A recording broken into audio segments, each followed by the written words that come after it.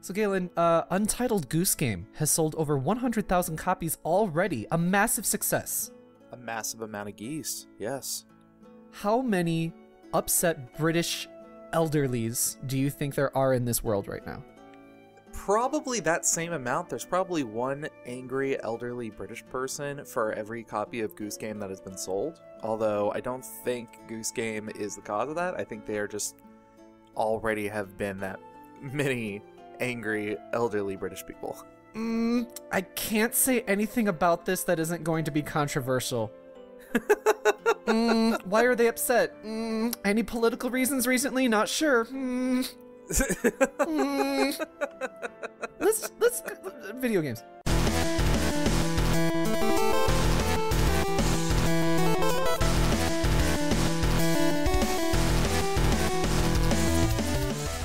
Hello, my minor and major league gym leaders. Friends, thank you for joining us today on Nintendo Everything Podcast. This is episode 48. 48. 48.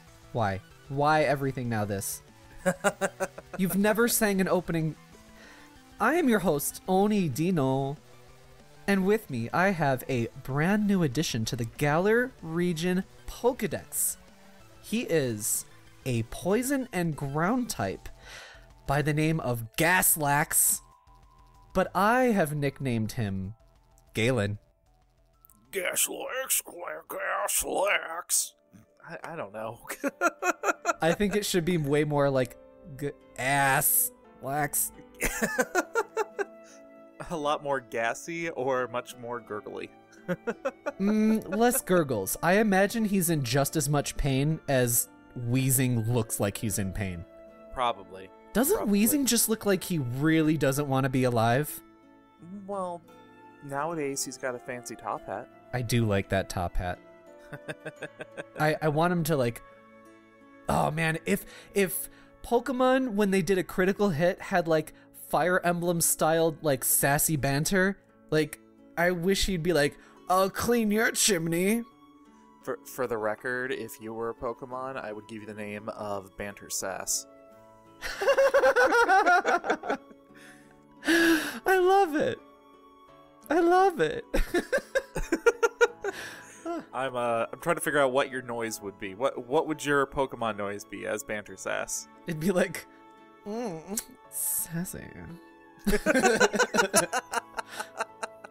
Or it'd be like something like singy-songy, like banter bam. Can I please change my ringtone to that sound clip? No. Every time I get a text message. No. So there is a 24-hour live stream going on right now from the Pokemon Company as we are recording this. It'll be done by the time this episode goes live, but there may be some live updates happening in the past live time for you listeners. What is this even called? So we will try to talk about it all, but have you seen what this live stream that's happening right now is, Galen? I haven't caught any of it yet, no. Okay, that was a backwards sentence. My brain is still in Japan. It's just kind of like this misty forest that occasionally has a Pokemon appear, and I very much mean occasionally. I think in the first, hour, they showed 2 Pokemon or something. I don't know. It's weird. It's kind of just confirming that Pokemon exist in the Galar region, so I kind of like that from an aesthetic choice, but I also don't love it from a business model point of view. I don't know. Okay. So whatever, I'll check our website from time to time to see if they're like, oh, Farfetch'd was announced to be in the Galar region. But what is indeed planned for this episode, though, is a bunch of new updates that we got out of Pokemon Sword and Shield this week. Some very interesting changes, little bits of information, and then also some controversy. Why? Again, can't there be any announcement of Pokemon stuff without controversy for this game? Why should there not be? I mean, it's like half the fun nowadays. I mean, I guess. We're going to dig deep into that, sort it out for you lovely listeners. I feel like there's a random number generator somewhere that's spitting out whether or not a news release is going to have controversy when it comes to Pokemon. Yes, It's like 1 out of 3. the interesting thing is that the Pokemon public information releases of information now have their own EV traits of whether it's going to have controversy or not. Get to breeding. It's paired with a Ditto. Gross. Well, also, we have the story of AlphaDream, developers of the Mario and Luigi RPG series, filing for bankruptcy. We're going to talk more about this, who the company is, why this happened, fan reaction, and some common misconceptions. And I just kind of want to take a look in, like, an honest look at it from an industry perspective, you know? Mm-hmm. So we got some nice stuff prepared for you lovely listeners with some nice insight. Please excuse my weird brain at the moment. I just took the flight back to the America, and I don't know. My brain at any given time is jumping off of a cliff. Everybody knows everybody gets a little bit frazzled when they go back to the America. Oh, boy, do we. Hey, I can't find a segue for what Galen just said, so I would like to remind you, lovely listeners, to please just shut up. No, not the listeners. I meant Galen to shut up. Lovely listeners, if you have not done so yet, please kindly consider leaving us a review on your listening platform of choice. This is going to be a rough episode in terms of words. We overwhelmingly have many of our listeners on iTunes, aka Apple's Podcasts. I was wrong. And so we would greatly appreciate a review on any of those things, but particularly Apple Podcasts. It helps to get our podcast recommended through algorithms and all that junk. And yeah, maybe by the end of this episode, I'll check and see if there's a new iTunes review on there. So please, a review, very kindly appreciated. Yes. So let's move on and talk about our adventure log. Say something. Adventure log, adventure log. Can I just, like, do a quick singing of every new, like, segment we go into? I mean, you'll do it anyway, so I feel like my frustrations are going to be misplaced. I mean, aren't they always when it comes to me? No, they're accurately placed when it comes to you. Adventure log. Stop. Tell me, stop singing and tell me about Borderlands 3. Tell me, how are you getting on with this? Pretty well. Because I believe the last episode you said it was the worst thing that you've ever played in your entire life. Those are words that you are trying to put into my mouth, but, yeah, no. That's not the only thing I'm trying to put in your mouth. I'm editing that out. What? Never mind. Go talk. Yeah, so got in a little bit more time with Borderlands, and I haven't had a whole lot of chance to sit down and play video games in general this week, so I've been not wanting to progress the story or anything in this, and oddly enough, I've been having a lot more fun just kind of grinding around, doing some side quests, and just more enjoying the mechanics of the game more than the actual story.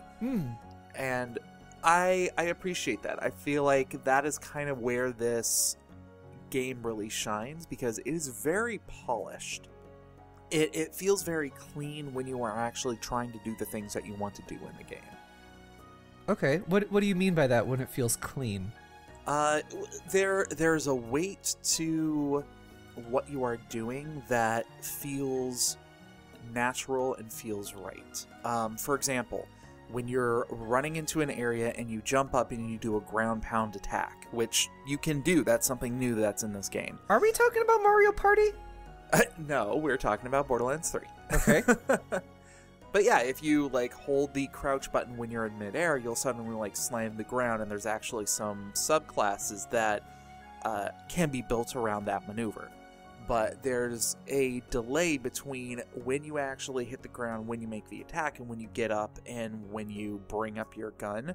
But even when you bring up your gun, it takes like half of a second to go ahead and like steady your aim and kind of get back to normal. Otherwise, you'd be shooting around everywhere. And as much of a hindrance as that actually sounds, like putting it down in words, it feels right and it feels natural. And you feel like there's a weight to the actions that you're taking in the game, but it is a weight that makes sense. That's interesting. Yeah. And also, I'm enjoying the differences in the various weapons that they actually have in the game itself. I mean, they've prided themselves on having like 8 bajillion guns, which are their actual words, which, I mean, if you break down every little specific and every different modification combo, yes, technically it's true, but let's be real here. There's, your 7-8 types of guns, and then each gun can have like different branches as to how it's actually put together and everything like that. Gotcha. But I'm enjoying the looking around in different combinations and what you can actually equip and how you play with those guns. Like right now I have a I have a shotgun that shoots fireballs out that bounce like Mario's fire flower attack. Oh, that cool. does way too much damage, and if you end up hitting the guy, there's a huge splash effect that just causes an explosion and spreads lava everywhere. And I love that weapon. That's great. I have an assault rifle, which normally you just pull down the trigger and it just shoots. It's like a regular assault rifle, but it also has a burst fire mode that you can go ahead and switch to, where it like pops up a little scope, and you can actually like do more controlled kind of like long range attacks with it. But the animations for when you are switching between these modes, like you see your character actually move the gun over and like pop the sight into place, and it takes like, again, a second to do so, but it feels natural, and it makes sense, and it's very satisfying. This makes me think for a second. Is Borderlands 3 entirely first person? Mostly, yes. There's a couple of moves that you can do that actually shifts it out into a third-person view. When you get into a vehicle, it also goes into third person. Right. But mostly when you are in combat, it is in first person. So that's really interesting to hear that you are, like, you're having a really good time with the mechanics and just the main gameplay loop of, shooting, shlooting, all that good stuff. But it's also sort of at the expense of you being like, okay, well, I'm going to ignore the writing and ignore the story mostly, right? Yeah. Which I feel like when you are looking at shlooters, you are you have to get the core mechanics and you have to get the actual gameplay part of it down solid. Because even if you have a very enticing story and something that you would want to kind of explore more into, it means absolutely nothing if you have to grind and it has to be you trudging along in order to get to that point. Yeah, I do agree with you, but also Borderlands, specifically this series, has sort of prided and marketed themselves on being, we're the wacky ones, and we have this story and these characters, but it's a shame to hear that, and you're still getting along with it, going along with it, so I know it's not definitive yet, but it is a shame to hear that, like, this one is not so strong in those departments that they've sort of themselves built up. The best way that I can describe the story in the game, it's like that transitional period between coming from high school and then going to college and trying to interact with people who are much older than you in college.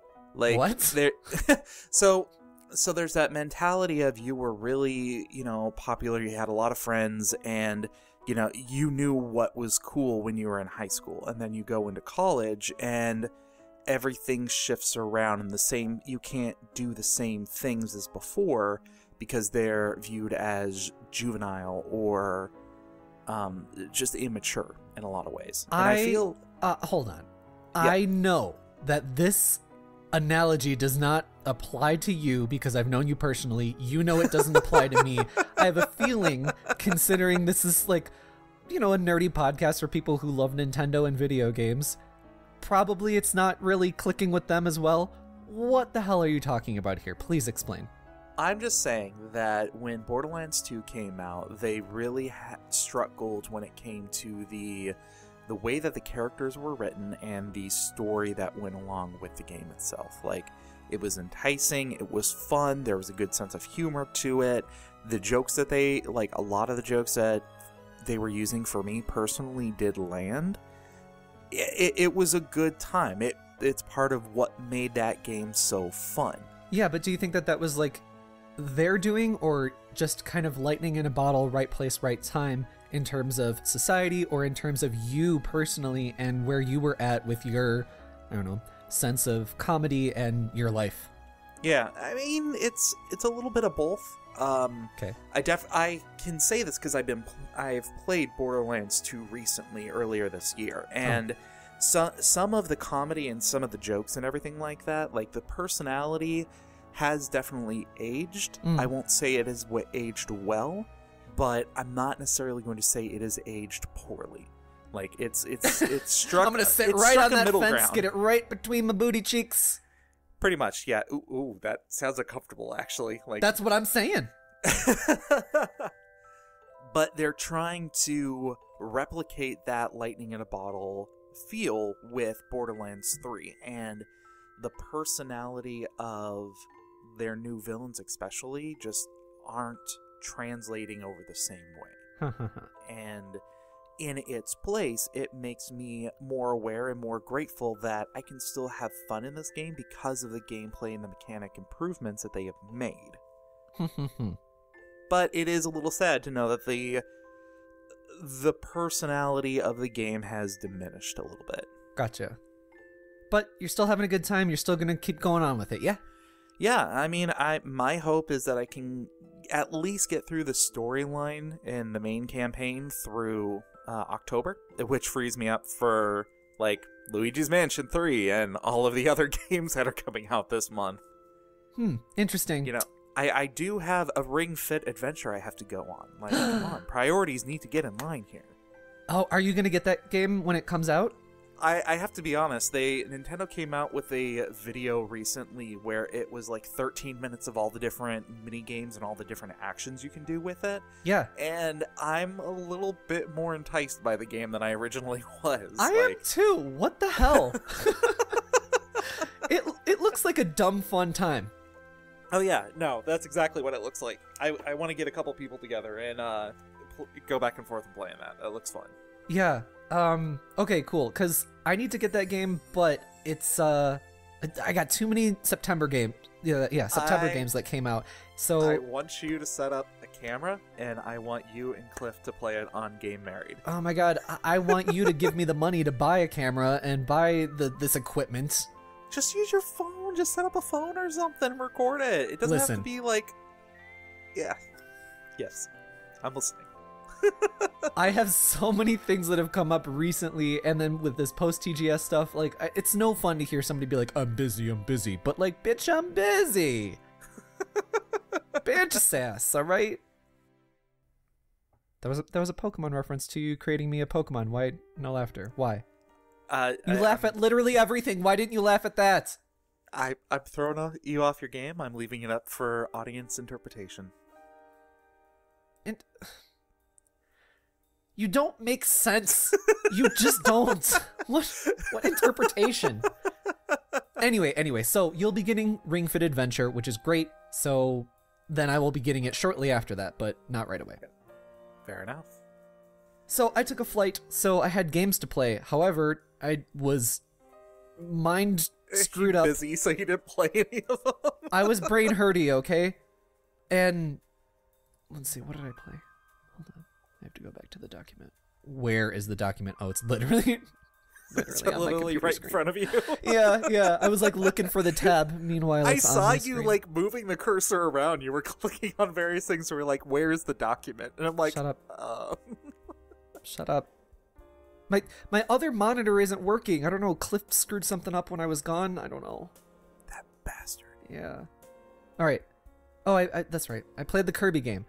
So I don't even remember what this damn game is. Super Crush KO Kirby. I don't remember what the damn game is called. Kirby microtransaction online game for the Yeah. Switch Plus game, because it's okay. I played that 3DS one, forgot what it was called. I played that a lot. I think I even beat it. This Switch one is basically the same exact thing, like the same hub world. They didn't even change the damn hub Really? world. The same layout of pretty much everything. Overall, a little bit disappointing. Not like my expectations were super high, but it's like very much the same game from the 3DS. They've added some new things to it, like stickers, and there's like a bell that you ring, and I don't know. It's For those who have not played either the 3DS game Yes. or this one, which is weird because the game is free, go ahead and download it, but would you care to describe what you do in the game? good job, Galen. Thank you for helping me out of this mess. I need to set up my game. All right, so I don't remember what this game is called. Figure it out on your own. It's the Kirby Online microtransaction game. Shut up.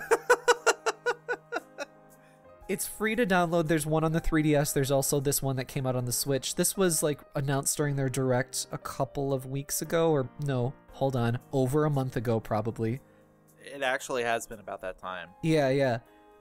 Free to start or free to play, whatever you want to call it. Tons of currency bloat, so that way you buy microtransactions, which are these like gem apple things. And it's basically like a mission-based boss rush thing. Mm-hmm. The combat in Kirby is good fun. That's why it is a fun game to play.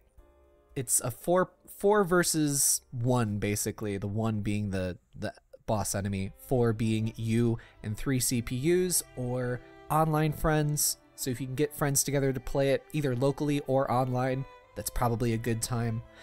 However, like you've got like a stamina meter that you have to wait to replenish, or you use an item to replenish it. Very, very standard microtransaction economy style gameplay BS. Just curbing you everywhere. Curbing you everywhere.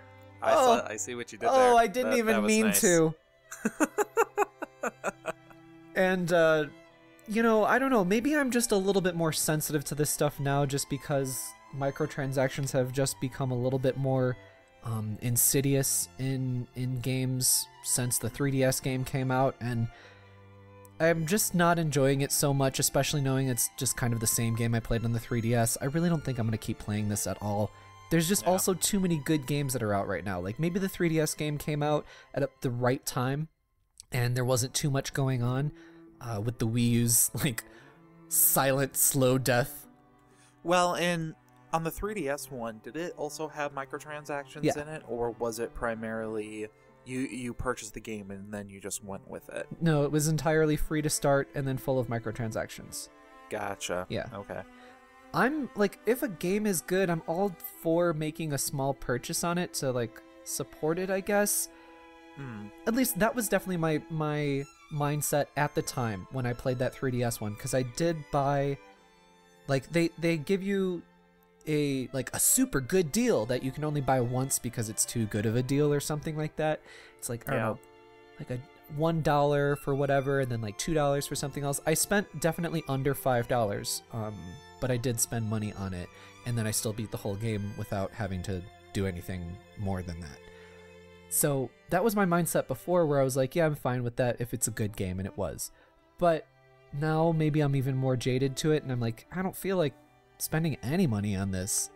Well, and especially because it's a game that you've already played. Basically, Yeah. That's what's the most disappointing thing, is that it's just the same thing as the 3DS with like extra bloat to it. Probably it doesn't even feel like extra content, it feels like bloat. Yeah. So I am kind of curious, what are the microtransactions the game actually has? Like, what if I am giving dollars to this free game, what do my dollars get me? So it's the very I don't want to say classic, but it's the standard modern way of doing microtransactions in like phone games and stuff like that, where you have one currency that you purchase. That currency is used to buy new weapons, armor, stickers, support items, and then there's additional currencies in the game that you get for beating enemies. So you get like, I think it was shards, and they're like fire, ice, rare, and lightning shards, thing like that, to upgrade your equipment. And to upgrade your equipment, that also costs the gem apples. The gem apples are the things that you purchase. So it's just a bit of like confused Monopoly currency system. But it is at a point where you can actually acquire these things with your very hard-earned time spent in the game. Yeah, you honestly earn them left and right, which is a marketing tactic where it's like, oh, cool, I have lots of these, and I'm going to use it to buy this or buy that or upgrade this or upgrade that. Oh, but now I'm just a little shy of them, so I'll buy just a few more. Like, gotcha. That's smart because that lowers the barrier for people to make that purchase. And when I say smart, I mean like evil smart. You know, it's good marketing, but it's like socially evil and just exploits people of like having an addictive personality or having like that. Yeah, I guess just one time, just one purchase, and once you lower that barrier, then suddenly they'll make more purchases. There's a fascinating, disgusting, almost TED Talk-esque, what is it, like presentation this one guy did. Maybe I'll link it in the description or something, where he's talking about how you break down those barriers in players and exploit them. It's super gross. Yeah, no, absolutely. But I was curious if the microtransactions gave you a leg up, or if it was a pay-to-win situation versus a pay-to-progress, where games like Dr. Mario World, where you can only play like 3 times a day, and then you're literally stopped at that point. You can't go any further unless you want to buy more chances to play around or anything. It's more of pay to progress than it is pay to win. It's sort of both of those things, just because you need gem apples to upgrade your weapons and armor, which allow you to beat the enemy faster or stronger or whatever. But you also need gem apples to unlock new missions.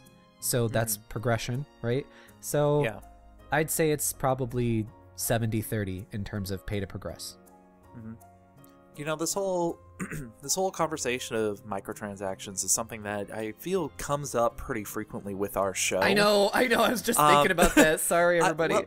No, and I think it's something that is definitely worth talking about, but it is kind of hard to fit a detailed discussion in the time slot that we have. Yeah. So I'm going to kind of shoot this out to the listeners. If you guys would like to hear a dedicated episode just on like topics like microtransactions or something, let us know. Shoot us some comments, and maybe we'll consider that. Emails, not comments. Emails.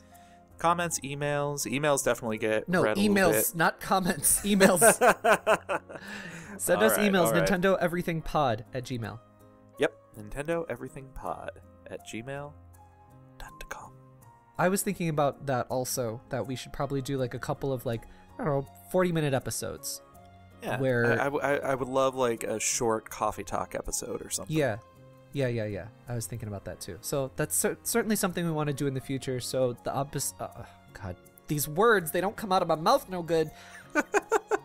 The topic of microtransactions is obviously a good topic for something like that. Shoot us over some other stuff that you want to hear us talk about, where it's just an extended sort of side episode, kind of like that one episode that we did. What was that on? Oh, it was a spoiler cast for. Yeah, it was a spoiler cast on Chocobo Dungeon. Yeah. I'd like to do something like that. Boy, hey, good job, me always turning my hobbies into work. What the? Jesus. I'm just making myself more busy when I got other stuff to do. I got people hitting me up for jobs that I gotta do. That's number one. Hey, if you do what you love, might as well get paid for it. So anyway, Kirby microtransaction game, I don't know, don't get addicted to it, folks. If you download it and play it, it's fine to turn on every once in a while. And then, I ran out of stamina. Okay, I'll turn this off. Because the gameplay loop is good. It's, it's Kirby combat. But, I don't know, something's missing. It feels a little more sluggish as well, I think, in that game. I need to probably turn Star Allies on and then play those two games back to back to get better impressions. But I feel like I was more agile or more in control of my movements in Star Allies. Okay. That's just speculation right here, but I did find myself getting hit a little bit more often in this Switch microtransaction game than Star Allies. Just buy Star Allies if you want to play Kirby. That game's fun. It's not the best Kirby game, but it's definitely a real strong one. Yeah. And Super Kirby Clash, which is what this game is titled. Thank you. I knew there was a C in there somewhere. It's primarily just boss battles in the game. It's not necessarily going through the level or anything. Correct. It's all a boss rush thing. And, that's fun. The Kirby combat's fun. Yeah. Galen, I also forgot that you started... Nope. You continued to play the Untitled Goose game.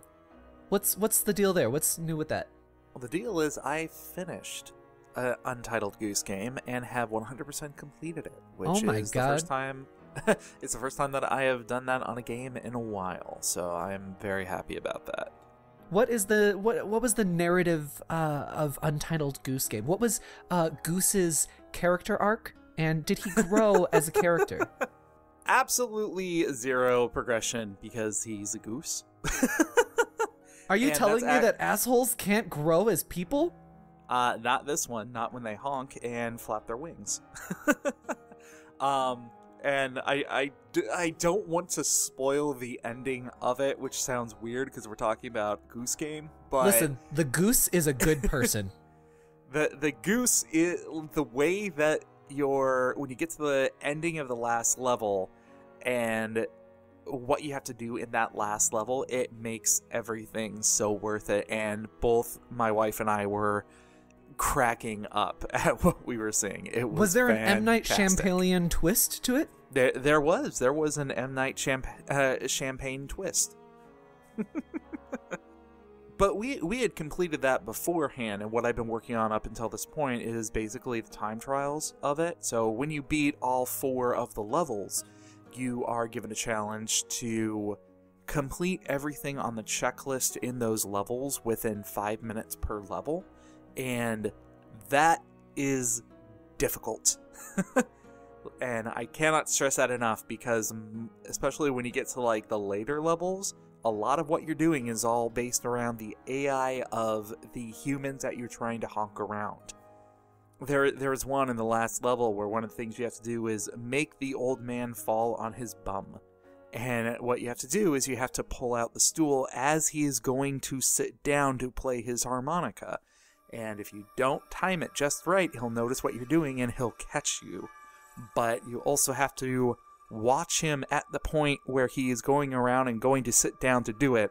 And when you only have 5 minutes or so to complete that, it is a pain in the ass. Hey, bringing it all the way around, though. Mm-hmm. You meant to say that it's a pain in the bum. It's pain in the bum. Little bum. Honk. No, the game is fantastic, though. Like, I think it was actually on sale when I picked it up, which was weird for like a day one thing, and I saw that it was on sale. Some games have a launch discount, which I think is great. I think that's really smart, and they should do that more often. Yeah, absolutely. Definitely encourages a purchase. Yeah, even at full price, this game is 100% worth it. I cannot recommend it enough. You had too much fun with it. I had way too much fun because after we beat the game and went through all the things on the checklist, my wife just started to go and do her own thing, and she treated the game as a sandbox as opposed to actual objectives to complete, and just watching her do that was the most entertaining thing in the world. It's like somebody who is just screwing around on like Grand Theft Auto, and they're like, I wonder how many cars I can stack up on top of each other. And it's like that kind of a mentality watching her play this when there's no list directly of what to do. Like it was so much fun. Make your own fun game. Fascinating. So, Untitled Goose Game, the Grand Theft Auto of indie games on the eShop, including the amount of dead hookers. Yeah, actually. Also, when you beat the game, you get a little crown, and just walking around and just having that crown is fantastic. Oh, you're a goose with a crown, and then you get to play the whole game through with a crown? Yeah, because you get this when you beat the game and you check literally everything off of it. They say there's a present waiting for you at home, and you go there, and it's this nice little box, which, of course, it's Goose Game, so you have to struggle for like a minute to figure out how to actually open it, in which case fun. You have to like pull it around and flip it upside down to open it. And it's a crown, but you can't put it on your own head because you're a goose. So you have to pick the crown up and drag it over to somebody, and they have to crown you. And like, there's something so satisfying just thinking to myself and being like, who do I want to crown me as? Congratulations, you finished the game. Like, I hope the queen is in the game. There was no queen. For me personally, it was a tough choice between the little boy that you chase into a phone box and the very first gardener that you see in the game. And ultimately, I had to go with the gardener. Oh. Mm-hmm. Your inaugural spooker. Oh, wait, no, shoot! I forgot! I wanted to open the episode with the spook! It's October! It's my favorite month of the year! Damn it! Spooks and bonies. I changed my name on Twitter. I'm Oni Dino. I saw that, actually. I was very pleased. Anyway, let's talk about the news. Yeah. Oh, sorry. It's the news! News time. So in the news, we got big ol' Pokemon talks. Game Informer unveiled Pokemon Sword and Shield for its November 2019 cover story. So some Game Informer exclusive info? Is that what we call it? Whatever. Game Informer info is coming out from that. Yeah. So the big one thus far is a big old Kofifi. That is the gym total.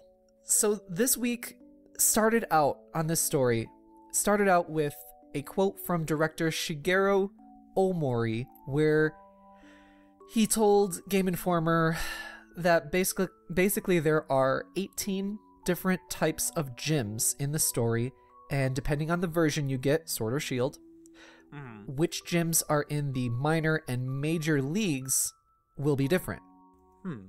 That's basically what he said. We have the full quote on our website if you would like to check that out, nintendoeverything.com. So it sounds like there's 18 gyms, right? Some are minor, some are major. It raises a lot of questions. Like, I'd really like to know what the difference is between a minor and a major gym. Right, but based on, like, my gist of what he said, sounds like there's 18 gyms, right? Yeah.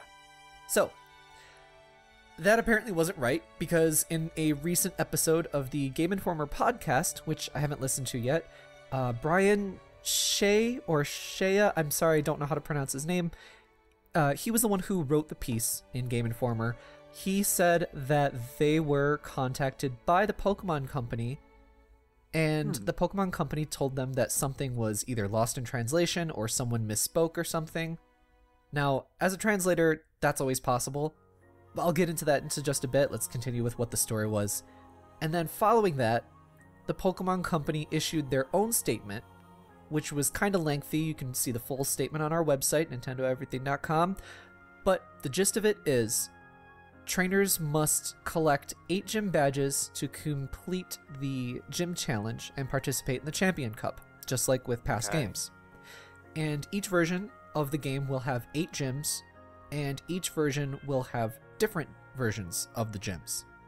And that's the last, as speaking of this podcast information that we have.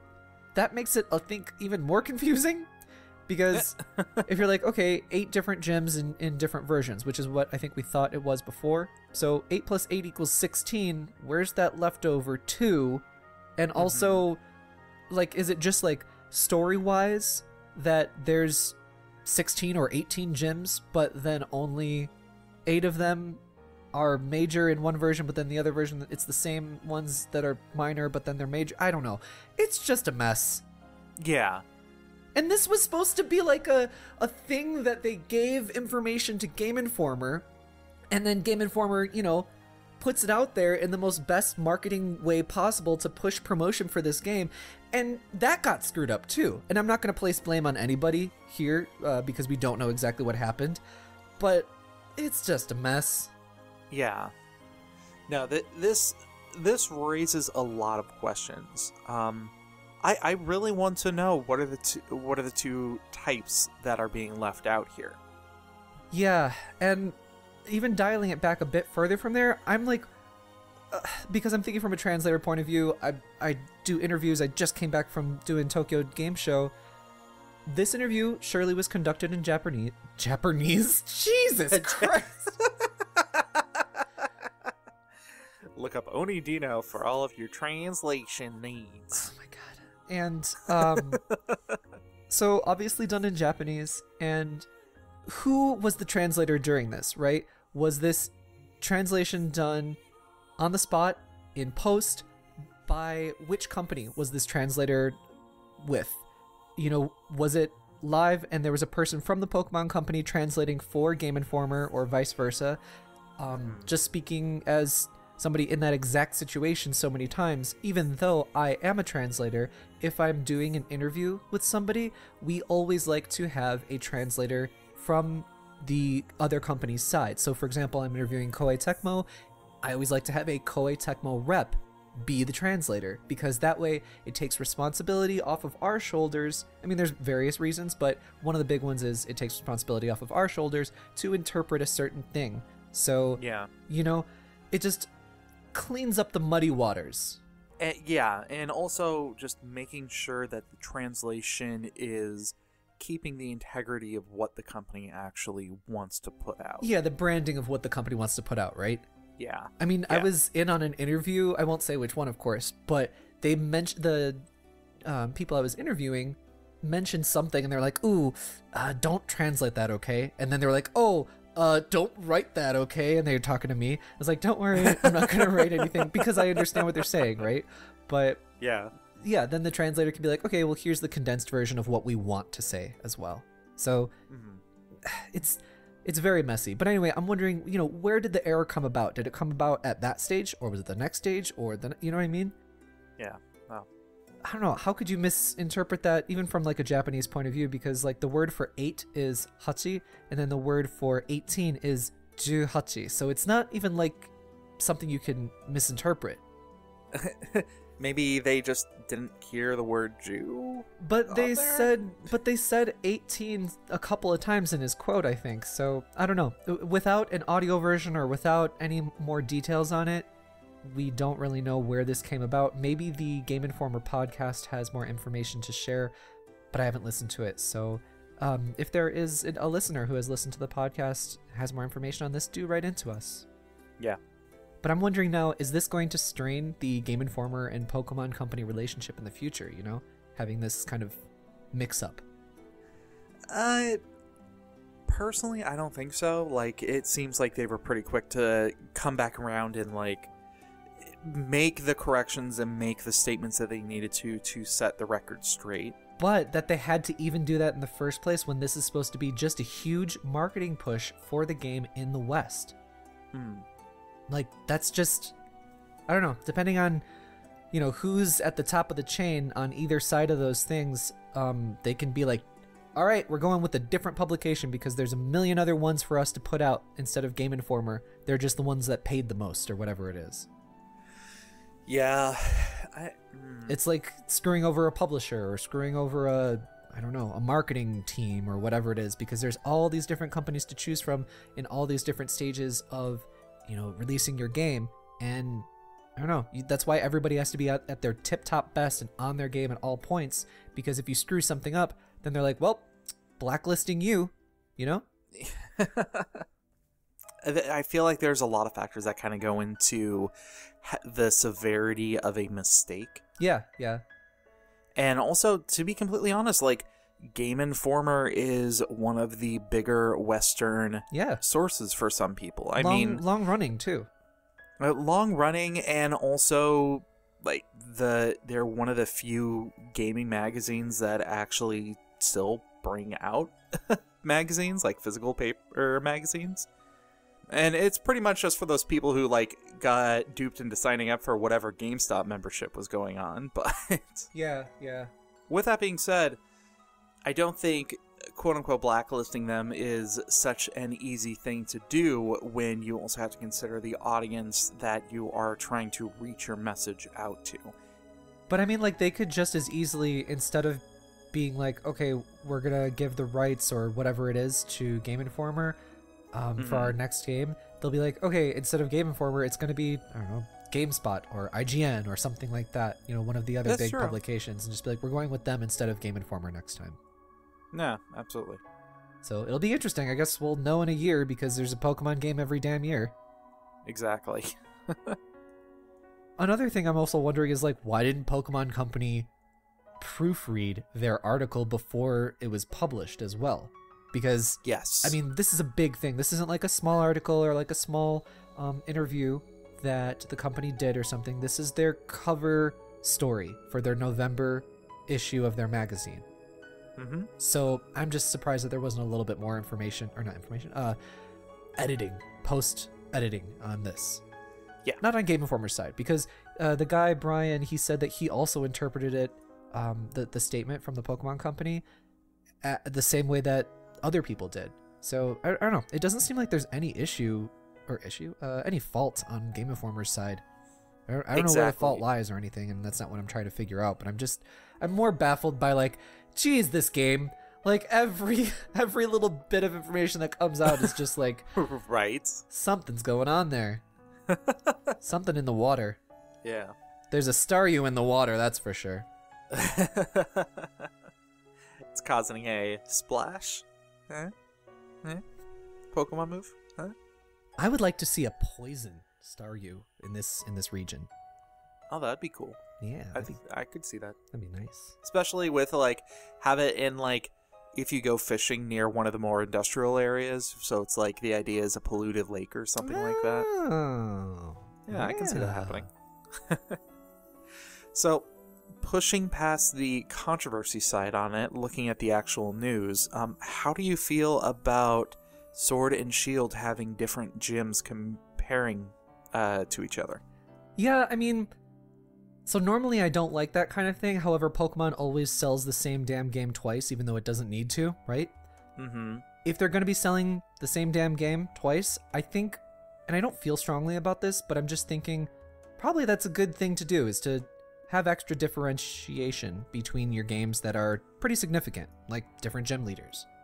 Yeah, I think that's good if you're going to be selling the stupid game twice. And we've been seeing them take more and more of an active action on making the two games have a unique identity, even though the core mechanics of the game are going to be the same. I think it was Black and White where they actually had two different towns that were completely separated from each other. Of course, you have, like, the different Pokemon and everything like that, but you also have different items that can only be attained. You have the different Mega Evolutions, where you can only get Mega Evolution stones in the previous games, like, from separate versions. I still am a little on the fence as to whether or not I can agree or be okay with that kind of a tactic. Because, of course, as somebody who has a completionist mentality, I want to get as much as I can from the game itself. And Wait if I'm a being second. told, You just said that the Untitled Goose game was like the last game that you 100%ed in a very long time. So I don't think you really have a completionist mentality there, Galen. well, I think you would like to I have a used to. completionist mentality, but you don't. Yeah. Am I calling you out right now? Maybe, but I'll let it slide at this point. So wait a second. Maybe what I'm doing here is I'm calling you out so that way you can accept yourself as not a completionist, and then that way maybe you end up spending less money?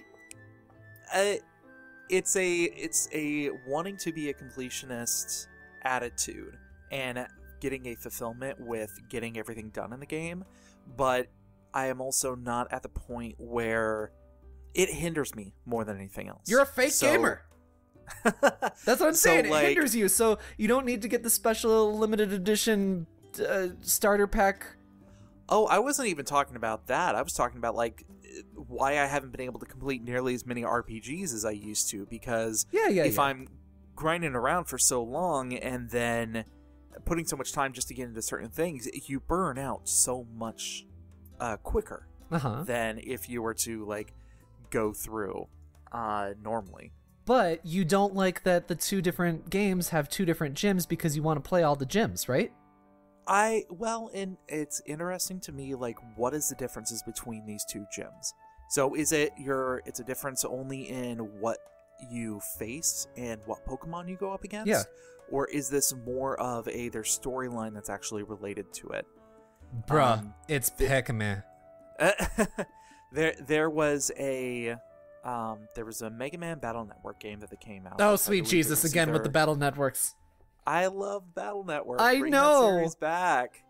But it was the fourth game in the series where it was separated into it was Blue Moon and Red Sun. And the entire premise of the game was there was a battle tournament that was going on. And you had to replay the game multiple times in order to... Each time you would go up against an opponent, there was a storyline that went along with it.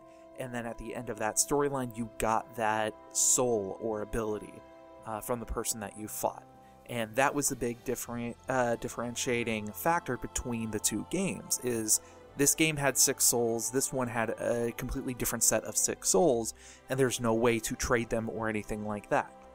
But the storylines that went with it, the characters that you interacted with, what you actually had to do leading up to that actual battle was completely different. And it enticed me to play both versions of the game because I wanted that story experience from every angle. When it comes to Pokemon, however, because trading is a factor, while it is usually encouraged by some people, yeah, just go ahead and get both versions of the game, it is possible to get everything out of the game with only having one copy. So my thought on that is, it's Pokemon, they've never had too strong of a story. When they have tried to do a really strong story, something about like thousands of years of Pokemon or whatever, like, I don't know, it fell flat for me. Here's this immortal who has been, pining over his lost Pokemon, lost in the Pokemon Wars. It's yeah. Don't get Kingdom Hearts on me. Come on. Yeah. I don't know. That's never been like the strongest part of Pokemon. So yeah. But we'll have to see. Apparently there's more things that they still haven't announced yet. Masuda said that earlier this week too. Mm-hmm. Yeah. When he was talking about the ever-present topic of why are not all of the Pokemon included from previous entries in this game, Masuda did say that in previous Pokemon games, in previous generations, having all the Pokemon in there held them back from implementing new features and gameplay ideas, and then he teased that there's more stuff in Sword and Shield that they haven't even revealed yet coming out. So I don't know if I buy that explanation so much. I just don't know enough about how hard it is to implement all of these Pokemon in there and balance them appropriately with new inclusions, but we'll see. But in addition to that, Masuda also said that the Pokemon that don't appear in this game will appear in future games in different regions, which we already knew. And then he mentioned Pokemon Home being a launching pad to bring all of your Pokemon together. And it still baffles me that they have these two products, the app Pokemon Home coming out soon, and their new mainline entry Sword and Shield, and they're at total odds with each other marketing-wise. Yeah. That just seemed a little odd. The push in Pokemon Home is that all of your Pokemon are here, and then because you care about your Pokemon that you've raised ever since the beginning, and now you have them, except not in this game.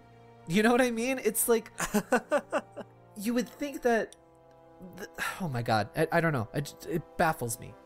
It would make sense if they were like, no, in a post-launch update, we will update it so that way all the Pokemon can come in, because Pokemon Home is not coming out, I think, until early next year. So it would make sense if they were like, you only get the Galar region right now, but in, say, 6 months from now or whatever, we intend for an update to come out that will include all Pokemon. It's just going to take us a little extra time. Please understand. I think people would totally understand that because, I mean, the big vehicle to get it in there in the first place is not even out yet. Yeah. There's so many unknowns and people are getting so frustrated and upset about this topic where I don't know if we know enough to get upset about that point. Yes, the two of us think exactly that. We don't know if we know enough to actually be upset by it. However, the internet has something to say. Well, this is a random letter to the internet. Then it's just, if you're looking at it, we don't even know what the Galar Dex is. Yeah, we don't know the full list. We don't know what's been taken away from it. And seriously, what Pokemon would they remove that would cause that much of an uproar? I mean, there's just a level of vitriol in the Pokemon fandom that I don't understand. Please write into me if you can explain a little bit more about this, because I'm not the deepest Pokemon fan. NintendoEverythingPod@gmail.com. But moving on to some positives about all the information that came out. Not keeping it a downer. They did tease that there are systems in the game that allow more Pokemon to be used for competitive play. So, sort of setting this up, in addition to general stats and growth, there are hidden parameters and personality traits in Pokemon that lead to whether your Pokemon is ideal for competitive play. They were vague in the statements that they gave Game Informer, but there seems to be new systems in the game that will allow you to change your Pokemon's personality. That's interesting. Yeah. So it sounds like a good change from my lack of deep understanding of how like competitive breeding and training Pokemon is. I'd love to hear from some of our seasoned Pokemon trainers who listen to this podcast. So NintendoEverythingPod@gmail.com, write into us. But it sounds like it removes a lot of tedium. It really does, actually, because I can even speak towards this one in trying to breed for a particular personality type is a pain, especially when you have other things to consider, such as what are the IVs, what are the move sets, are there any egg moves that you want to try to get this Pokemon to have, and of course having a personality with it that will increase the growth of a particular stat, and being able to find a Pokemon with good IV values and then change it around so they can match the personality and match the growth that you're looking for, as opposed to being like, well, this one's trash, let's put it into the Poke Grinder and make some Poke Candy with it. Oh my god! And go on and go to another one. Is that a thing? Yeah. Jesus! You grind it up, there's very little meat in these Pokemon candy mats. Well, some of them. My god. Metapods are, like, surprisingly full of meat. Ugh.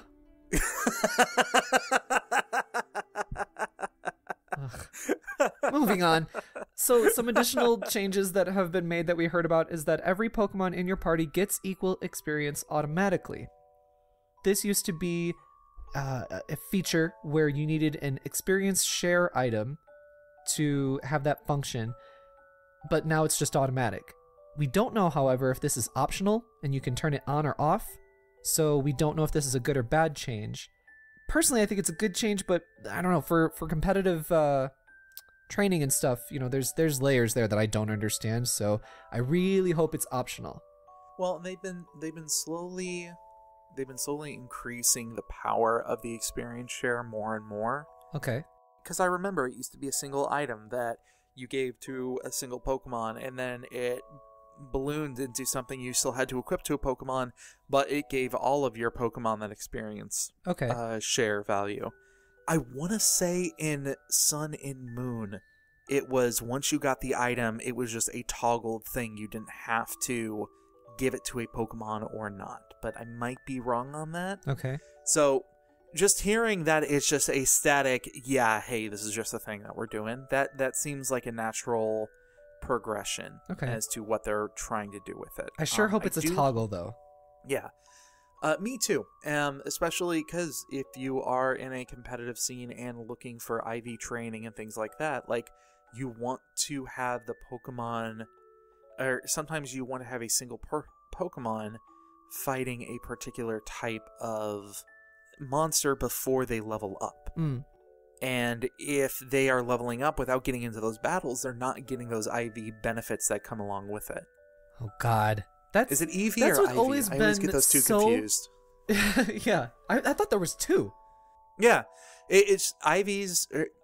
I can never remember which ones are which, but one of the stats is all about what they were born with, or what they are born with, and the initial stats that don't change. And then the other one is every time they fight a particular battle, they get the stats into a particular stat. So if you fight a Spearow, it gives you like +2 to speed or something like that. So you want to fight a particular Pokemon if you want the growth in that particular stat to go up more. Competitive Pokemon raising is, like, weird. Yeah, that's the kind of stuff that has been personally prohibitive for me to get into Pokemon. And then when I completely ignored all of that, because I started to pay attention to it, then I didn't play Pokemon at all because it was just too much. And then when I ignored all that stuff and I just kind of played it casually, I had fun, but it's not that deep of an experience. So I've never been satisfied either way with Pokemon in the later years. So in addition to that, though, they also confirmed that HMs will not be returning to Sword and Shield. This is something that was not in Sun and Moon either. Yeah. They said that they want to give like more of, a higher degree of freedom to the player. Yeah. So I'm wondering, like, will key items replace some of the progression blocking stuff, or is progression blocking being removed? For example, you could have an axe for cutting down bushes rather than the Pokemon with the HM01 cut attack, right? Yeah. It's possible. More likely it's going to be story related. Like, there's a thing of, what was it in, oh god, I want to say in the third one, so Ruby and Sapphire, they had a thing of like pseudo woods that were blocking a path, and you got like a little watering can that you went ahead and watered them, and that was your Poke Flute to beat the Snorlax. Kind of. I think that might have been Silver and Gold. You're probably right on that, because I didn't play kind of blend Ruby. together after a while. They super do. I am wondering though, with the removal of the HMs from the game and their importance of them, if you bring over an older generation Pokemon that did know one of those, like if I have a Pikachu that knows Flash, and I bring it over into Sun and Moon or the Sword and Shield, can I erase that move? Well, those questions are surely already answered because Sun and Moon and Ultra exist as well. So somebody who knows, write into us, inform us, and correct us. Yeah. NintendoEverythingPod@gmail.com. I love being corrected on the internet. And he's wrong very often, so you have to. Yeah, it's, giving those chances. It's presenting those opportunities. Oh my god. Shut up. Ba-doom. Stop talking! And lastly... I am not in... Nope, stop it. Sorry. Nope, shut up. Lastly, the stupid names for the Ultra Pokemon or whatever they're the legendaries in this version, Zamazenta and Zacian, finally makes sense. Those are mouthfuls. Zamazenta stems from the word magenta, and Zacian stems from the word cyan, which are colors. Both still really dumb to me. Okay. They just sound like cool things that a kid thought of, Mm-hmm. That's the kind of stuff I would write down when I was creating characters when I was, 9. Yeah, I can't believe I'm using this joke in the second time talking about Pokemon, but stop trying to be Kingdom Hearts with your naming and your stories. Oh my god, they do. They sound like Wait, no. Nobody versions of it. Isn't it? Uh-huh. My god. Screw Kingdom Hearts. Like, I don't want to say that, but it's just become that way. I was hoping 3 would clean it up. Apparently, it's made it worse. I really want to look for a picture of Pikachu dressed up in an Organization 13 hoodie now. It exists. I know I've seen it. I know I have. So, summing it all up, Pokemon Sword and Shield still not without its controversies, and, I mean, it's still gonna sell a friggin' million bajillion copies. It's Pokemon. Of course it will. It's just enormous. It makes so much money. Maybe that's part of the reason why there's so much controversy on this, is people care about it, yeah.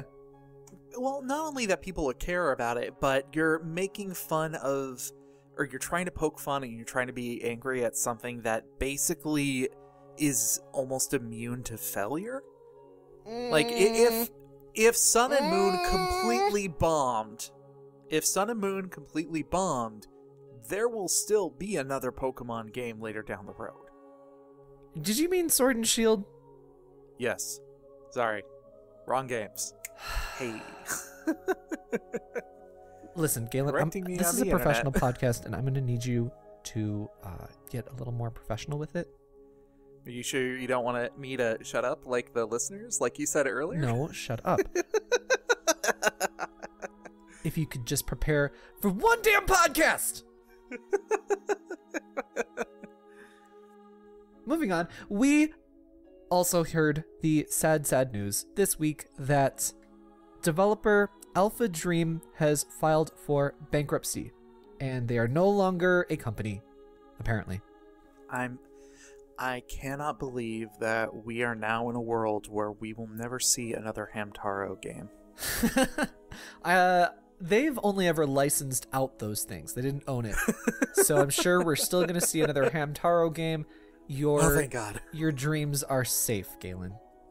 You know what? I got to get my priorities straight. It's the reason I don't prepare for this podcast. It's because I need to make sure that that future is secure. Galen just says the dumbest shit. It upsets me. So, okay. The story here is on October 1st, 2019, AlphaDream declared bankruptcy citing sluggish revenues and high development costs and being unable to keep up with growing debt, which as of May 2018 was 465 million yen. And putting that into USD, that's around 4,700,000 USD. It's actually probably even more, but it's around there, okay? Just shy of 5 million US dollars in debt. So who are AlphaDream? Why do we care? They are the longtime developers of the Mario and Luigi RPG series, Superstar Saga, Partners in Time, yada yada yada. They have been in business since January 2000, headquartered in Shibuya, Tokyo, founded by former president of Square, Tetsuo Mizuno. They have made a handful of games, including a Hamtaro game here or there, outside of the Mario and Luigi series. Many of these games were Japan exclusive. However, the definite meat and potatoes of what they have made is the Mario Luigi games. Mm-hmm. As of March 2018, there were only about just under 50 employees. So a small company. Yeah. And their business capital is only 90 million Japanese yen, which is around like 950,000 US dollars. And this is according to, the debt that they had over a year and a half ago. This means that they were in debt over 4 times the amount of money that they were even worth. And that is only from the number from a year and a half ago. They could have been in debt 5 or 6 times that amount currently, just before filing bankruptcy, right? So I'm setting all that up so that way we can talk about some of the reaction to this. There's a couple of different aspects here, including what's the fate of the Mario and Luigi RPG series. But first I want to talk about why didn't Nintendo bail them out? Because I saw so many different comments saying, oh my god, this is so sad. Why didn't Nintendo, they should have bought them and everything like that. So that's what we're going to talk about just briefly right here. Probably not going to be brief. So if a company buys another studio, they have to assume all of their debt. As I just went over, they were 4 to 5 to 6 times the amount of their capital in debt. Almost 5, if not more, 5 million US dollars. So Nintendo would have to assume that just for a company of under 50 people who were possibly, just assuming here, possibly jumping from a sinking ship to some degree. Because this is not something that just happened in the past 2 years. This is something that happened over the course of several years and has been growing and growing and growing. They've been in the red for a while, according to, God, what was it? I think it was Yahoo Japan that I was reading. Being in the red means that you're not profitable, basically. So you have to assume if Nintendo were to buy them and assume all of that debt, what is Nintendo buying, right? What are they saving at that point? AlphaDream doesn't own any of the IP from the Mario and Luigi RPG series. Nintendo does. They license it out to them. So, and those employees, likely and hopefully, my best of luck goes out to them, will be bouncing back and finding other jobs because they're industry veterans for the most part. Exactly. Right. So there's no value in assuming all of that debt for just some employees. And I'm sure personally, on an individual by individual basis, many of those workers will find themselves at many other JRPG focused companies or even at Nintendo themselves. Exactly. The main thing that you'd be saving, the talent of those talented people there, is already going to be saved anyway. Mm-hmm. And that's where I'm at on that situation. Galen, tell me about your words. I'm almost in the exact same spot as you on this one. What you would be saving is basically the name of the company itself. And while AlphaDream does have a great name because they have been making some really good games, like the Mario and Luigi games are some of my favorite, especially the early ones. But that's all, just like you said, they were contracted out. They don't own the IP on that. So Nintendo can still come out with newer Mario and Luigi games later down the road. Yeah, this is not inhibiting the series from continuing to release. Exactly. Nintendo probably owns the rights to those past made ones, so they could even release like a re-release, a collection, HD, whatever the hell's. Exactly.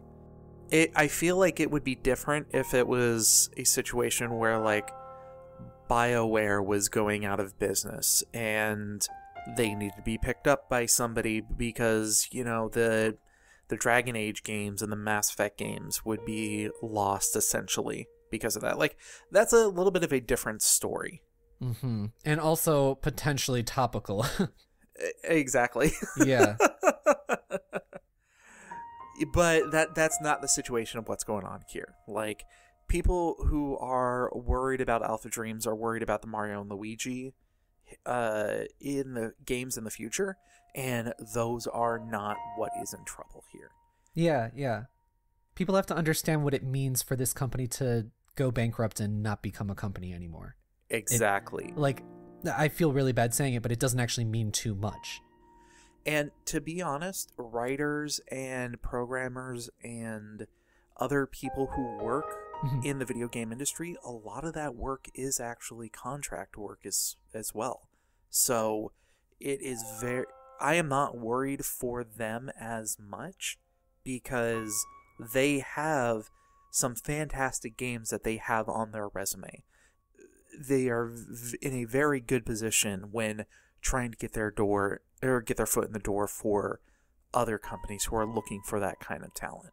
Yeah, I mean, this is honestly a small industry. Many of the people that I meet at these events in Japan and in the West, well, I guess just North America, I can only speak towards, so many of them that you talk to.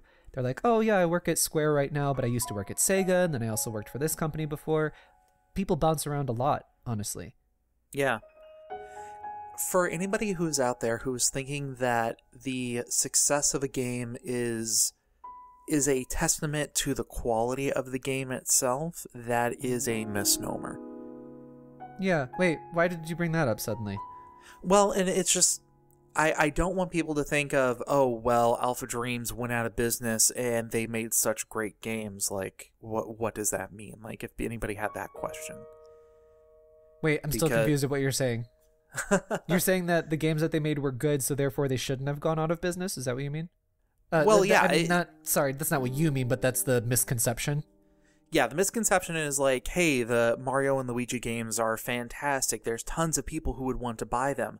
I saw a petition online of like, hey, save this company because these games are amazing. And just because the games are amazing and they're well made does not necessarily mean that they sell well, which is an unfortunate fact in this kind of an industry. Yeah, I mean, God, that's the well-intentioned but totally misunderstood or misguided power of the internet, where everyone's like putting together a petition or whatever the hell. It's like, the company doesn't exist already. Like, October 1st already happened, so bye to that. And also, what does this mean? And we already said what it means. These people are going to bounce back somehow. Hopefully it doesn't affect on a personal level them too much. because that is difficult. I've lost my job before. I mean, I'm a freelancer now, so I hop from job to job. So I definitely feel that it's definitely not a good thing that this has happened, but it's doesn't mean that like these people no longer exist, you know? Yeah. I mean, the company was born out of somebody being from another company. The founder of the company was a former president of Square, you know, and brought over some people from Square to create this company. So that's a showing right there. Exactly. So the takeaway on that is don't worry, guys. Hopefully all those people are good. That's what we should worry about is them, but I'm sure it's going to be fine for them in some degree. I don't know. There's no good way to really put that into words, but hopefully you guys understand what I'm saying. Obviously, they should have just added microtransactions to it. That would have saved the company. I say sarcastically for any of those who just questioned that last statement. The like sing-songy sassy voice that you just said that in reminded me so much of Jim Sterling. I do not like that guy. I know you don't. He's super annoying, but I like what he stands up for, so I'm surprised that you really don't like him. Is it because he dunks on the games that you like? I mean, he dunks on all the games. He just had a thing on Nintendo recently.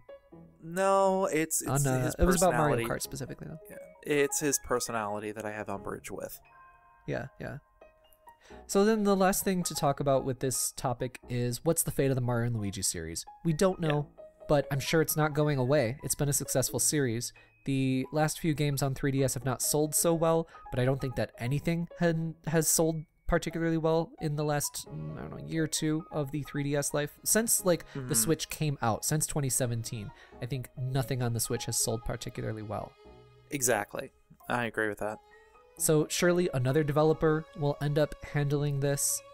They'll be given the rights to it, and then, you know, personally, I think that the series could use a little bit of a break, could use a little bit of a refreshment, so I think that it's switching to another developer's hands is not a bad idea. Yeah. It's a shame that it's because this developer, AlphaDream, went out of business, but...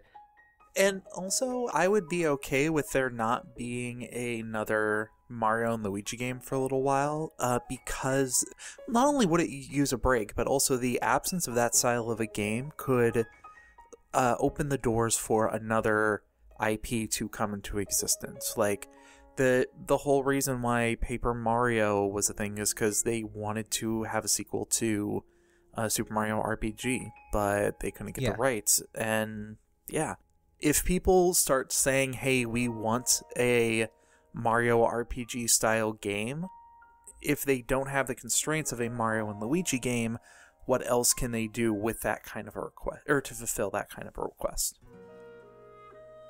What? That was a word salad, Galen. What are you saying?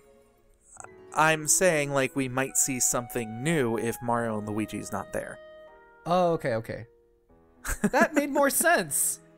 Okay, yeah. I'd be kind of surprised to... Not surprised, but I'd be interested at the idea of, okay, so Mario and Luigi series doesn't exist anymore. Let's hypothetically. Now a new RPG series is going to come about, and it opens up change and new ideas and stuff. Yeah. Maybe there's now room for a Mario Tactics game. I'm just saying. Bro, we've talked about this before. This is what needs to happen. And we talked about how amazing of an idea that is. It's such a good idea. Let me remind the listeners at home before I freak out that it should be a Mario multi-character game that is a job system like Final Fantasy, where the job system is like Fire Flower, Tanuki Suit, Penguin Suit, those kinds of things, and each character has their own version of that, and then they also have their own version of their own, what do I say, set job class. So Princess Peach is princess, and that's her unique system and all that stuff. and you know how like most of like the Paper Mario games lately have been having some sort of a motif, like Color Splash was all about bringing color to the world and things like that. This one could all be about hats as far as changing. Sure. And like the different classes are Screw all it. based Why on not? the different hats you can equip and onto your character. Sure. Why not? You look good. Get in. Oh, I want that game to exist so bad. Like, seriously. Right? Contract me out. I will help you write the scenario, synopsis, whatever, for this game. Yes. consult with me, I'll come up with game mechanics. So let's move on to additional DLC. Right. Galen, what do you have to share with the people? Well, let me just look into my notes that I totally prepared right here. So my additional DLC for this week is actually a video that I stumbled across earlier this morning. It's called What Games Are Like for Someone Who Doesn't Play Them. And it's done by a YouTube creator by the name of Rasputin. It's interesting. So he starts off by kind of describing watching his wife play a particular video game for the first time, and the scientific curiosity that comes about it with what is it like for somebody who doesn't play video games to play games that we kind of take for granted. He sets up like 9 different games, and they range from Super Mario to Celeste to Last of Us to Dark Souls, and just a wide range of games. He sets his wife up to play them, and she has not played any of them, not even the original Super Mario. And basically just like watches. He doesn't help her. He gives no input or of any type, and just finds out what works and what doesn't from basically a blank slate player. And it's very interesting because somebody, he observed that people who don't necessarily know what an L3 and an R3 button are, or something like that, and how something as simple as like running in a side scroller by holding down the B button, it's implied to people who've played the game before, but it's not expressly told, and thus there's no way for somebody who doesn't play games to know about these kind of things. It actually kind of reminds me a little bit of not only our podcast interview, but also when you were playing Never Give Up, and the secret move that isn't told anywhere, but you can still totally do it. It's a really interesting video. I like the way that he put everything together. It's also very chill as far as the energy that he's bringing about. It's not one of those YouTube personalities. Oh, look at my fake gamer wife. Blah, blah, blah. It's not anything like that. So, I really enjoyed watching it. It also, as a side note, it kind of made me think of a paper that I had to write for college when I was studying for game and simulation programming. I think I titled it Tangential Video Game Comprehension. And it's all about the idea of gravitating towards certain games that share similar types, and the competency that you have when you are playing them, and the transference of skills of, if you've played one shooter, you can take the skills that you take in this one and bring it to another game that might have different mechanics, but the core of it is still the same. So, yeah, definitely check it out on YouTube. Rasputin, Razbutn. I haven't checked out any of his other stuff, but I really hope that he's got more stuff that's similar to this, because I really enjoyed it. Oni, what do you have this week? So for me, I have just recommending the new video on YouTube by Stop Skeletons from Fighting. It's presented by Derek in their segment called Punching Weight. Punching Weight is a celebration of the weird, unique, unnecessary stuff in gaming. This video is on the new Doom and Doom 2 ports on the Switch, Xbox, and iOS. And if there is one thing that man knows, Derek, it is Doom. He knows about all the ports on all the different systems throughout all the years. So he compares the new ports and their imperfections to past ports and their imperfections, what they're missing, and the updates that I don't know if they happened recently or not, but they were announced and they're going to be happening very soon. So do check out Stop Skeletons from Fighting, new Doom ports video, YouTube. Cool. Very cool. And now let's move on to our favorite segment. We are talking about listener mail. Listener mail. Listener mail. if you have a correction, because Galen is wrong, not me, you can send an email to nintendoeverythingpod@gmail.com. That email, one more time, is nintendoeverythingpod@gmail.com. And if you wrote an email, it might sound a little something like this. So we have an email from Eirik coming in this week. What hey, Eirik. up, Eirik? Eirik's been writing in a lot lately. It's nice to have a little back and forth with him. Yeah. Eirik writes in, I know you had good reasons for skipping a week. I just wanted you to know that I missed you, because at this point I hear your voices about as much as I hear my own mother. I don't know if that's good or bad, but I miss when you are not there. Aw. We miss you too, Eirik. Thank you, Eirik. Make sure you wash up before supper.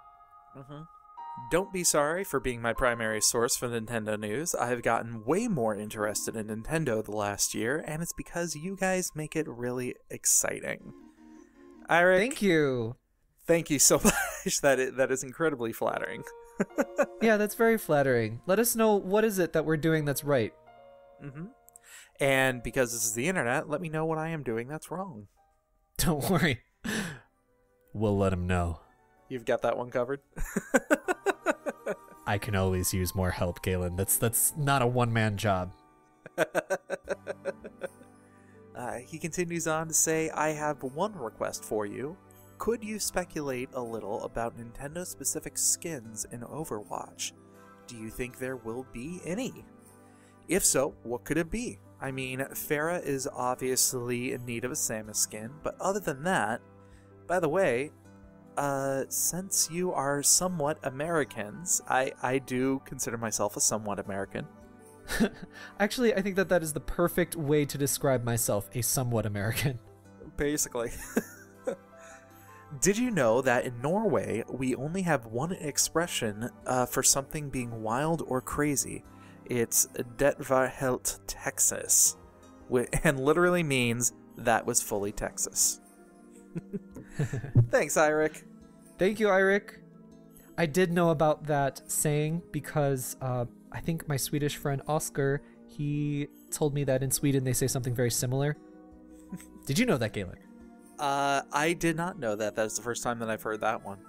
I did want to give a shout out to Oscar because Oscar was fun. Ah, yes, you met Oscar. Yeah, it was. We went on last and night had in UFO Japan. chicken. Yeah, and had very interesting conversation afterwards. Did we? What did we talk about? All the stuff with drunken influence that we probably should not be talking about on the podcast. Oh my god, I don't remember at all. We talked about 90s shows and other stuff like that. Okay. Well, hey, if you follow me on Instagram, you've definitely seen Oscar. You've definitely seen Oscar. Anyway, let's get over to Eirik's question. Yeah. Thank you for this one. This is a really good one. Yeah, this is fun. I like this one. Yeah, it's nice and open-ended and creative. I know you are a pro Overwatch player, so what skins are you looking for your main? Well, just before we get into that, okay, I do want to say that I have played Overwatch on the PS4. It's fun. I'm just not into competitive online shooters too much, and I'm not into the first-person shooters very much either, so it's kind of just a poor match for my playing sensibilities. I do think it's very fun, and I do think that they've created something really amazing with it. You're a Genji main, aren't you? That said, I don't know if there really will be any Nintendo skins. I think that it'd be brilliant for them to do that. Oh, yeah. I really hope there is. So that's where I'm at logically. But yes, let's just get into it and be fun. What kind of skins will there be? I hope that there is a custom Robo skin for D.Va.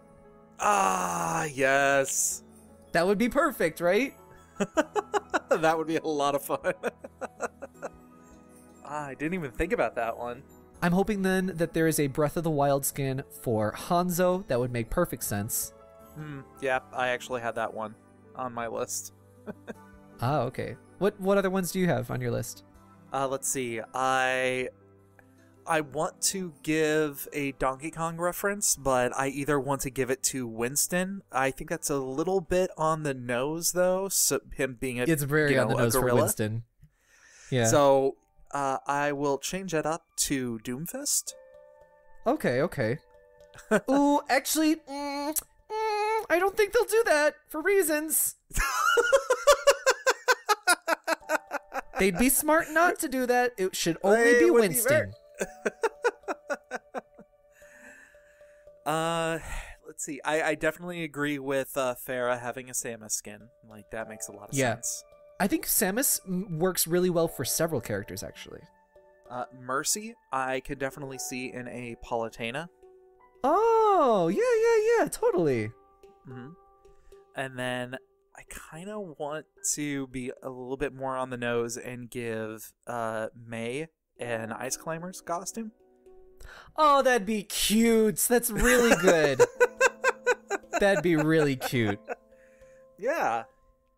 And then I'd have to look more into some of these. I had another one, like, mechanics-wise, I wanted to give some sort of, like, Yoshi or Kirby to Roadhog, just because he has that whole, like, grappling. Oh, Kirby for Roadhog would be really funny.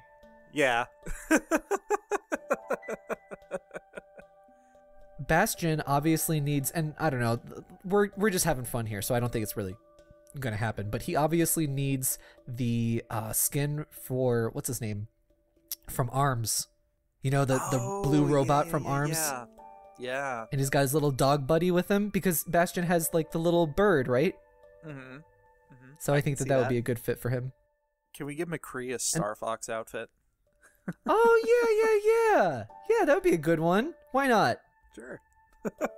For Orisa, I was thinking that she should have, like, a Lionel costume or something like that. Because, I mean, she's already halfway there. She's quadrupedal and she's got those horn things. Yeah, she's basically a Lionel anyway. Yeah. Reinhardt could totally be a iron... What are those called? Iron Fist? No, not Iron Fist. Shit. What is it called? Oh my god. The Iron Knuckle. Iron Knuckle thing. Or what's the other one that they call it from Zelda? Oh. There's Iron Knuckle and there's one more. You know what I'm talking about? Yeah, I know exactly what you're talking about. The name escapes me right now. Yeah, his design is really close to that already, so maybe it's actually just too similar. Mm-hmm. I don't know why it makes no sense whatsoever, but I want to dress up Torbjorn as Toad. Oh, yeah, that doesn't make any sense, but you know what? I love Toad, so I want that. For some reason, I think that Sigma would look pretty good as Chibi Robo. Okay. And Zarya obviously just needs a Cosmos skin with her gun. That just makes too much sense, you know?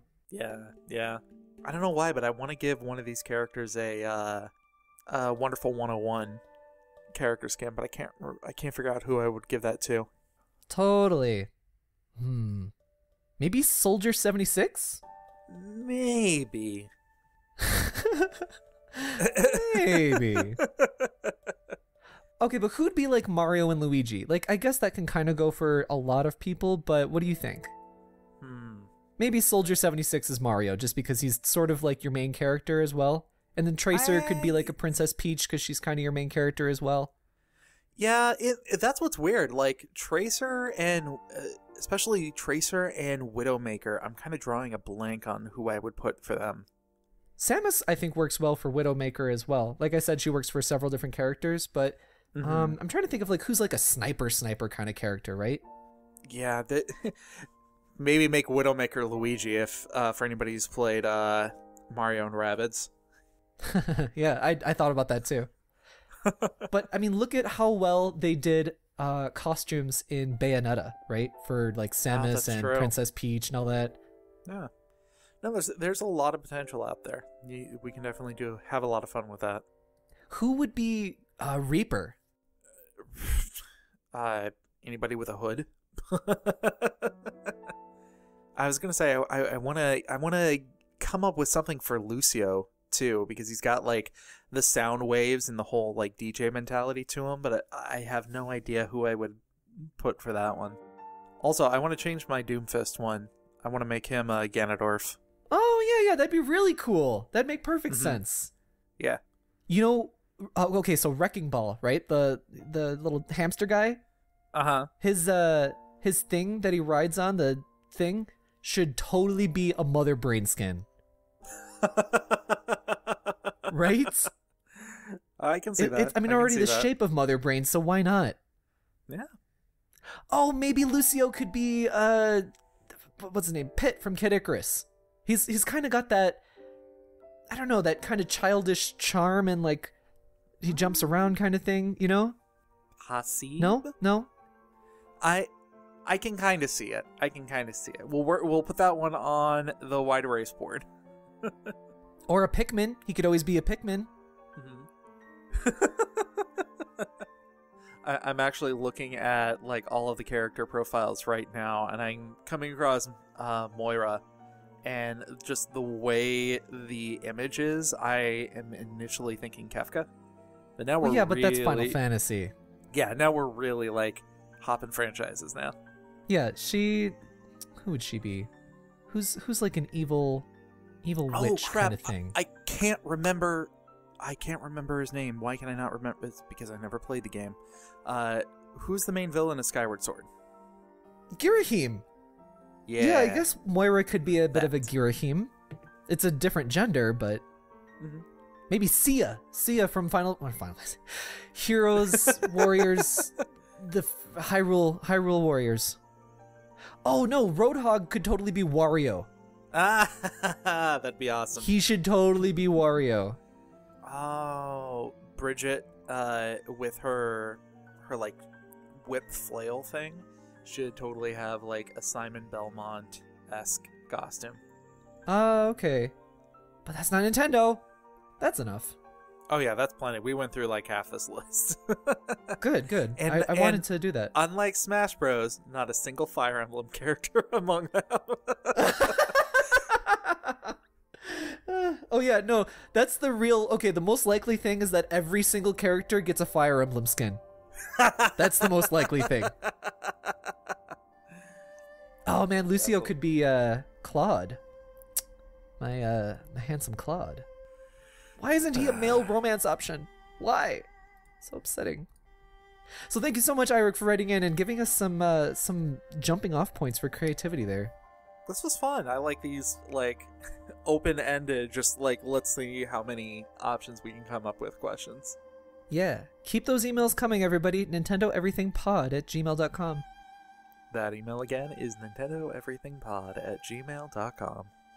So what is coming up? What's coming out on NintendoEverything.com? We definitely have a Darksiders 2 review. I think that might already be up, but we also have the Alliance Alive interview that I performed at Tokyo Game Show with a gigantic dais of like 8 different people from Furyu, Cattle Call, Nissa, so many people. It was really one of my favorite interviews that I did just because I was so blown away by how many people showed up. I thought I was just going to interview one person. So do check those out on our website. You can also stay connected to us on Twitter @NinEverything. Then we also have the youtube.com/NinEverything. And then if you want to follow me on Twitter and Insta, my Twitter is @Oni_Dino and the Instagram Oni__Dino. And I also run a YouTube casually with my husband Cliff. It's called Game Married, GAYME Married. We've got some spooky games planned for the near future. Just got to sit down and record them. But we have several different things we've already planned out. Then we're going to work on some more series that we've been playing, such as Marvel, Ultimate Alliance 3, whatever that's called. Chasm, Never Give Up, Oninaki, so much more. Got a lot of games coming up. We have a lot, actually. We need to finish them. Can we, Plus, Astral Chain! Astral Chain! Cliff's playing that. He's doing real good. What? Why are you laughing at me, G? 2 reasons. One, Astral Chains has basically become Astral Butts. Yes. Also, you keep saying Astral Chains. It is not that. I'm gonna sick frickin' Kamiya on you. He'll eat your head off. That man is a monster fighter. I don't doubt that. So do check that out on my YouTube, youtube.com or whatever, I don't even know. Game Married. Search us on YouTube, Game Married. Current upload schedule is 3 days per week, but very, very soon it will be changing back to the original 6 days per week. Very nice. Galen, what about you? Can we get a hint as to one of the scary games that you guys are going to be playing?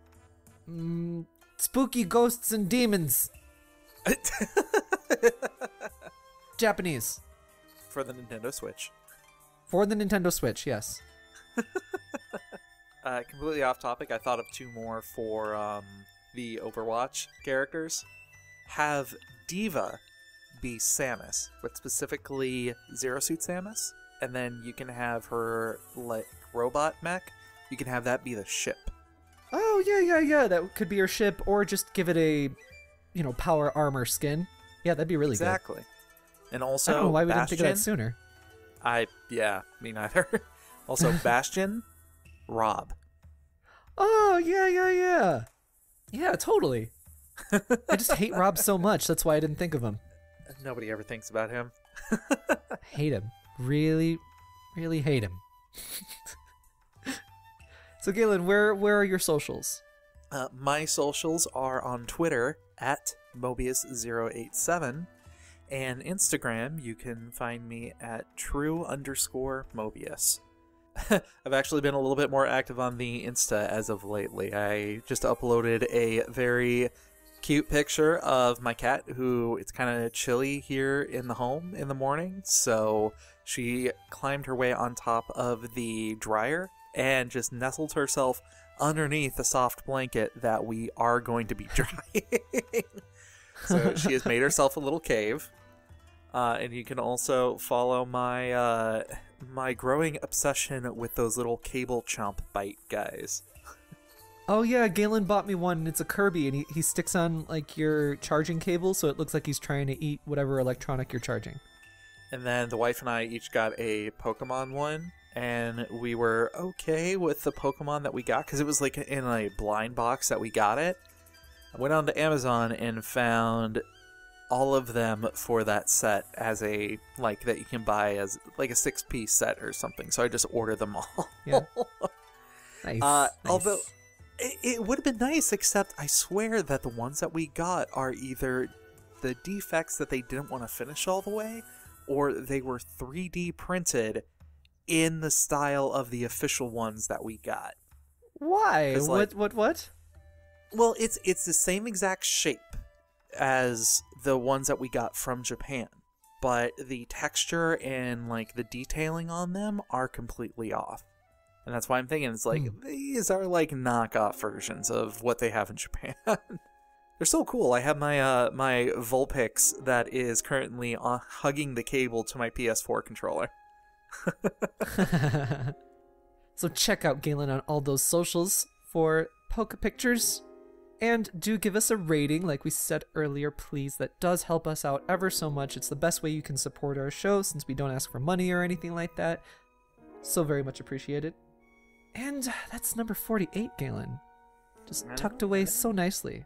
So nicely and so clean. We're coming up to our year-long anniversary on this one. So very soon. I can't believe we've been doing this nearly a year.